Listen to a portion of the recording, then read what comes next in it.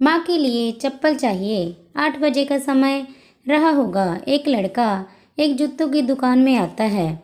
गाँव का रहने वाला था पर तेज था। उसका बोलने का लहजा गांव वालों की तरह का था पर बहुत ठहरा हुआ लग रहा था। लगभग 22 बरस का रहा होगा। दुकानदार की पहली नज़र पैरों पर ही जाती है। उसके पैर में लेदर के शूज थे जो सही तरीके से पॉलिश किए हुए थे। दुकानदार, क्या सेवा करूं?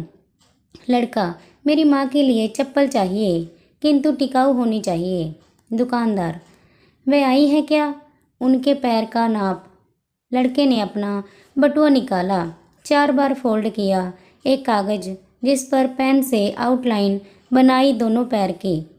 दुकानदार, अरे मुझे तो नाप के लिए नंबर चाहिए था। वह लड़का ऐसा बोला मानो कोई बांध फूट गया हो। क्या नाप बताऊं साहब, मेरी माँ की जिंदगी बीत गई। पैरों में कभी चप्पल नहीं पहनी। माँ मेरी मजदूर हैं। कांटे झाड़ी में भी जानवरों जैसे मेहनत कर करके मुझे पढ़ाया। पढ़कर अब नौकरी लगी। आज पहली तनख्वाह मिली है। दिवाली पर घर जा रहा हूँ तो सोचा माँ के लिए क्या ले जाऊँ, तो मन में आया कि अपनी पहली तनख्वाह से माँ के लिए चप्पल लेकर आऊँ। दुकानदार ने अच्छी टिकाऊ चप्पल दिखाई जिसकी 800 रुपये की कीमत थी। चलेगी क्या? वह उसके लिए तैयार था। दुकानदार ने सहज ही पूछ लिया कि कितनी तनख्वाह है तेरी? अभी तो 12,000। रहना खाना मिलाकर 7-8 हज़ार खर्च हो जाएगा। यहाँ और 3,000 माँ के लिए। अरे फिर 800 रुपये कहीं ज़्यादा तो नहीं?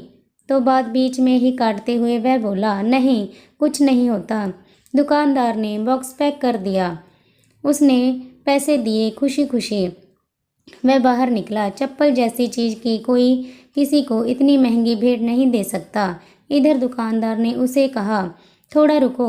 दुकानदार ने एक और बॉक्स उसके हाथ में दिया। यह चप्पल माँ को तेरे इस भाई की ओर से गिफ्ट।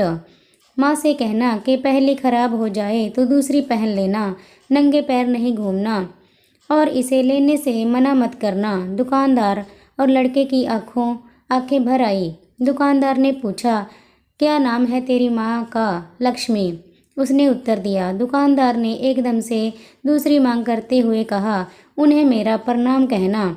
और क्या मुझे एक चीज़ दोगे? वह पेपर जिस पर तुमने पैरों की आउटलाइन बनाई थी, वही पेपर मुझे चाहिए। वह कागज दुकानदार के हाथ में देकर खुशी खुशी चला गया।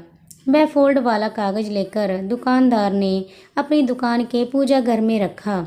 दुकान के पूजा घर में कागज को रखते हुए दुकानदार के बच्चे ने देख लिया था और उन्होंने पूछ लिया कि ये क्या है पापा?